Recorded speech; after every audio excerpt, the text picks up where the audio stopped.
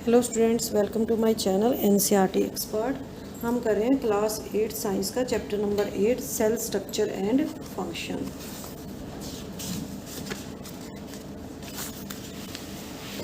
इसके अंदर मैंने आपको कराया था, मैं आपको रिवाइज करा देती हूँ। फर्स्ट हमने किया था डिस्कवरी ऑफ सेल। सेल की जो डिस्कवरी हुई थी वो रॉबर्ट हुक ने 1665 में की थी। नंबर ऑफ सेल्स किया था हमने कि ह्यूमन बॉडी के अंदर ट्रिलियंस ऑफ सेल्स होती हैं। इसके बाद हमने किया था मल्टी सेलर और यूनिसेलर ऑर्गेनिजम्स के अंदर डिफरेंस क्या क्या है। नेक्स्ट हमारा टॉपिक था शेप ऑफ द सेल्स। जो आरबीसीज होती हैं ये राउंड या स्फेरिकल होती हैं। मसल सेल्स इलोंगेटेड होती हैं, pointed at both the ends, spindle shaped होती हैं ये। और जो नर्व सेल्स होती हैं ये ब्रांच्ड होती हैं। नेक्स्ट हमारा टॉपिक था size of the cell. Organism चाहे बड़ा है या छोटा है तो इससे साइज का कोई रिलेशन नहीं होता। अब हम करेंगे cell structure and function. You have learned that each living organism has many organs. हर लिविंग ऑर्गेनिज्म के अंदर बहुत से ऑर्गन्स होते हैं। You have studied in class 7th about the digestive organs which together constitute the digestive system. Digestive organs होते हैं और वे मिलकर क्या बनाते हैं, digestive system बनाते हैं। Each organ in the system performs different functions such as digestion, assimilation and absorption.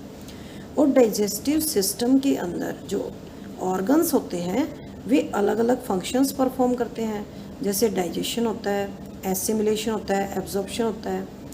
Similarly, different organs of a plant perform specific functions. तो सेम प्लांट्स के अंदर ही भी होता है, जैसे root help in absorption of water and minerals. जैसे plants के अंदर रूट्स वाटर और मिनरल्स के एब्जॉर्प्शन में हेल्प करती हैं। Leaves are responsible for synthesis of food. Leaves क्या करती हैं, फूड की सिंथेसिस में हेल्प करती हैं या ये फूड ही बनाती हैं, फूड फैक्ट्रीज बोलते हैं इनको। Each organ is further made up of small parts called tissues. Her organ छोटे छोटे पार्ट से बना होता है जिनको टिश्यूज़ बोलते हैं। A tissue is a group of similar cells performing a specific function. और टिश्यू क्या होता है, सिमिलर सेल्स का एक ग्रुप होता है जो एक स्पेसिफिक फंक्शन परफॉर्म करते हैं। पहली realise that an organ is made up of tissues which in turn are made up of cells. The cell in a living organism is the basic structural unit. तो पहली realise करती है कि organ बनता है टिश्यूज से और tissues बनते हैं सेल से। तो सेल क्या है, एक लिविंग ऑर्गेनिज्म के अंदर बेसिक स्ट्रक्चरल यूनिट है। Now we will do parts of the cell. Cell के कौन कौन से पार्ट होते हैं। फर्स्ट हम करेंगे cell membrane. The basic components of a cell are, जो सेल के बेसिक कंपोनेंट्स होते हैं, एक होता है सेल मेम्ब्रेन, सेकेंडली साइटोप्लाज्म और थर्ड होता है nucleus. Cytoplasm and nucleus are enclosed within the cell membrane. Cell membrane के अंदर साइटोप्लाज्म और न्यूक्लियस होता है। सेल मेम्ब्रेन को हम प्लाज्मा मेम्ब्रेन भी बोल सकते हैं। The membrane separates the cell from one another. जो प्लाज्मा मेम्ब्रेन होता है इससे एक सेल दूसरी सेल से सेपरेट होती है।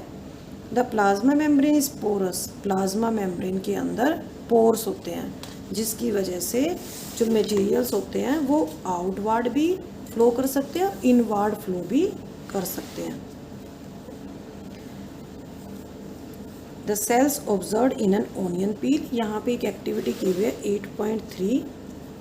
इसके अंदर हमने ओनियन पील ली है जिसके अंदर सेल्स यहाँ पे दिखा रखी हैं। ये यहाँ पे साइटोप्लाज्म है और बीच में यहाँ पे न्यूक्लियस है। The boundary of the onion cell is the cell membrane covered by another thick covering called the cell wall. Onion cell के अंदर जो सेल मेम्ब्रेन होती है, सेल मेम्ब्रेन के बाहर एक कवरिंग और होती है, उसको बोलते हैं cell wall. The central dense round body in the centre is called the nucleus. और बीच में राउंड स्ट्रक्चर ये न्यूक्लियस होता है। और जो जेली लाइक सब्सटेंस होता है अंदर, इसको हम क्या बोलते हैं, साइटोप्लाज्म, जो न्यूक्लियस और सेल मेम्ब्रेन के बीच में होता है। I want to know why plant cell need cell wall. मैं जानना चाहती हूँ कि प्लांट सेल्स को सेल वॉल की नीड क्यों होती है, क्यों ज़रूरत होती है। Cell membrane give shape to the cell, cell membrane से ही सेल को शेप मिलती है। In addition to cell membrane there is outer thick layer in cells of the plants, plants की जो सेल होती है उनके अंदर एक सेल मेम्ब्रेन के बाहर एक थिक लेयर होती है जिसको बोलते हैं cell wall. It is required by plants for protection, ये प्लांट्स को प्रोटेक्शन देती है। Plant cell need protection against variation in temperature, किस किस से प्रोटेक्शन देती है, जो टेम्परेचर के अंदर वेरिएशंस आती हैं, विंड स्पीड से, हाई विंड स्पीड चलती है, एटमॉस्फेरिक मॉइस्चर से, इन सभी से प्रोटेक्शन कौन देता है, प्लांट सेल को सेल वॉल।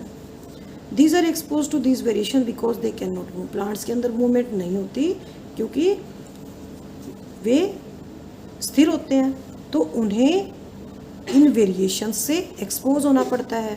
तो इन वेरिएशन से कौन बचाता है उनको, cell wall. Cells can be observe in the leaf peel of tradescantia, elodea और rhoeo. You can prepare a slide as in case of onion. पहली आस बुझो if he can also observe animal cell, तो हमने plant cell को तो observe कर लिया, अब पहली पूछती है कि क्या हम एनिमल सेल को भी ऑब्जर्व कर सकते हैं। ह्यूमन चिक सेल्स यहाँ पे दिखा रखा है, ये साइटोप्लाज्म है, बीच में राउंड स्ट्रक्चर है, न्यूक्लियस है, बाहर सेल मेम्ब्रेन है और न्यूक्लियस के बाहर जो कवरिंग है उसको बोलते हैं न्यूक्लियर मेम्ब्रेन। साइटोप्लाज्म, साइटोप्लाज्म क्या है, एक जेली लाइक सब्सटेंस है और कहाँ प्रेजेंट होता है, ये सेल मेम्ब्रेन और न्यूक्लियस के बीच में होता है, यहाँ पे दिखा रखा है। और इसके अंदर सेल ऑर्गेनेल्स होती हैं जैसे माइटोकॉन्ड्रिया है, गोल्गी बॉडीज़ हैं, राइबोसोम्स हैं। थर्ड है हमारा न्यूक्लियस, लिविंग सेल का बहुत ही इम्पोर्टेंट कंपोनेंट है। जनरली ये स्फेरिकल होता है और सेल के सेंटर में होता है। इसको हम स्टेन भी कर सकते हैं, कलर कर सकते हैं, जिससे हम माइक्रोस्कोप से इसको इजीली देख सकते हैं। और न्यूक्लियस के ऊपर न्यूक्लियर मेम्ब्रेन होता है जिससे ये साइटोप्लाज्म से सेपरेट रहता है। This membrane is also porous, और जो न्यूक्लियर मेम्ब्रेन होता है ये भी पोरस होता है, पोर्स होते हैं इसके अंदर, जिससे इनवार्ड और आउटवार्ड मूवमेंट हो सकती है। न्यूक्लियस में से मटेरियल्स बाहर जा सकते हैं और बाहर से मटेरियल्स न्यूक्लियस के अंदर आ सकते हैं। With a microscope of higher magnification, अगर हमारे पास ऐसी माइक्रोस्कोप है जिसकी मैग्नीफाइंग पावर बहुत ज़्यादा है, तो we can see a spherical body in the nucleus. Nucleus के अंदर हमें एक छोटी सी स्फेरिकल बॉडी दिखाई देती है जिसको बोलते हैं nucleolus. Nucleus contain thread like structures, nucleus के अंदर धागे जैसे स्ट्रक्चर्स होते हैं, उनको बोलते हैं chromosomes.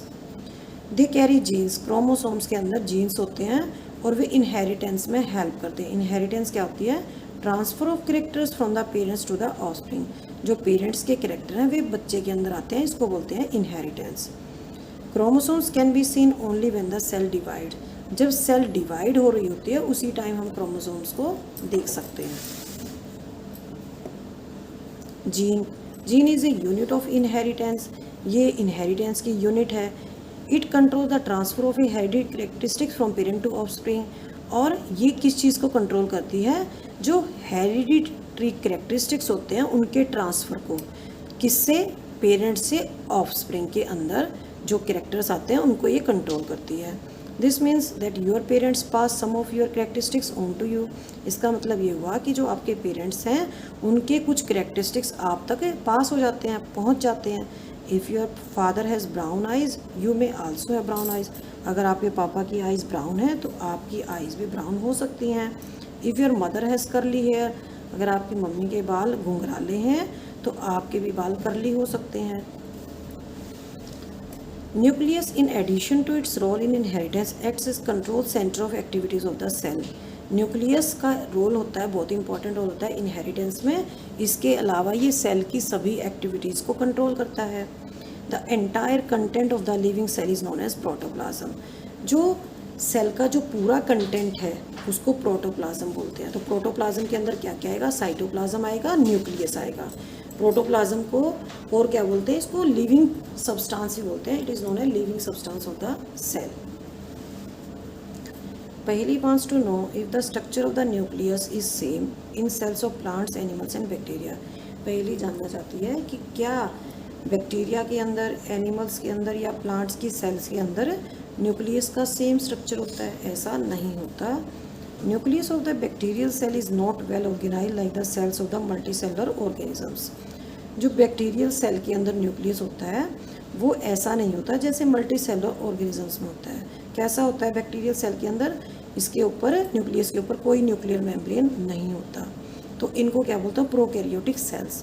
The sales having nuclear material without nuclear membrane. Nuclear material होता है लेकिन उसके अंदर न्यूक्लियर मेम्ब्रेन नहीं होता उसके बाहर। तो ऐसी सेल्स को क्या बोलते हैं? प्रोकैरियोटिक सेल्स बोलते हैं। और ऐसे ऑर्गेनिजम्स जिनके अंदर प्रोकैरियोटिक सेल्स होती हैं उनको बोलते हैं प्रोकैरियोट्स। प्रो का मीनिंग होता है प्रीमिटिव, कैरियो मीन्स न्यूक्लियस। उनके अंदर प्रीमिटिव न्यूक्लियस होता है। एग्जाम्पल्स क्या क्या हैं? बैक्टीरिया और ब्लू ग्रीन एल्गी। इसका अपोजिट है प्रोकैरियोट्स का यूकैरियोट्स। जैसे ओनियन सेल्स हैं, चिक सेल्स हैं, इनके अंदर क्या होता है?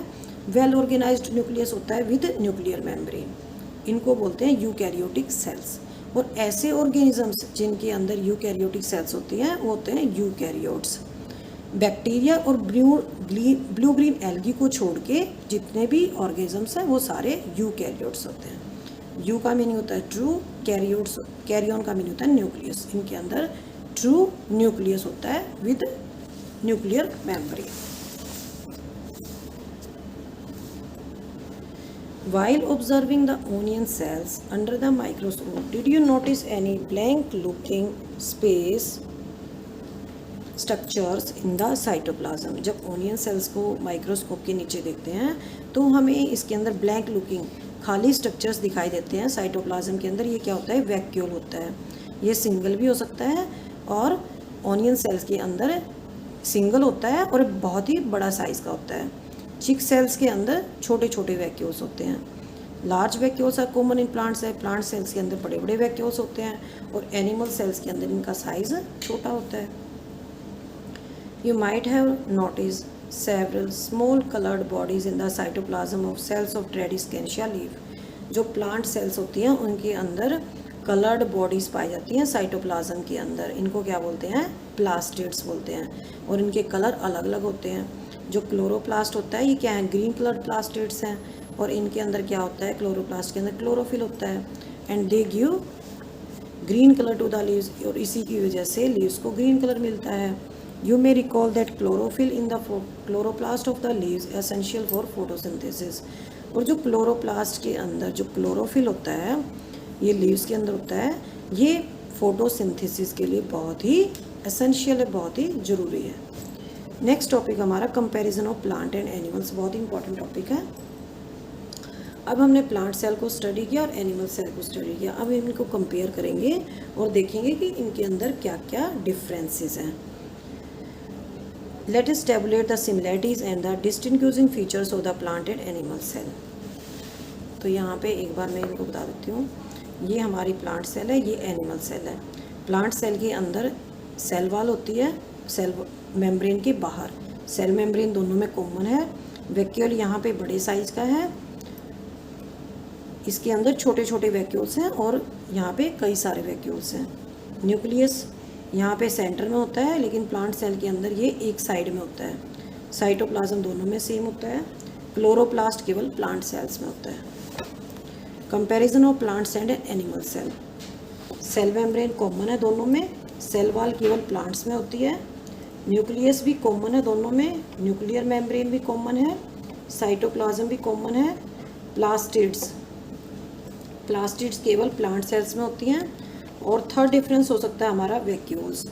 लार्ज वैक्यूल्स होते हैं प्लांट सेल्स के अंदर और एनिमल सेल के अंदर छोटे छोटे वैक्यूल्स होते हैं। एक फोर्थ डिफरेंस हम ये भी ले सकते हैं कि जो एनिमल सेल है इसके अंदर न्यूक्लियस सेंटर में होता है लेकिन प्लांट सेल में ये सेंटर में नहीं होता, ये पेरिफेरी पे होता है, एक साइड होता है।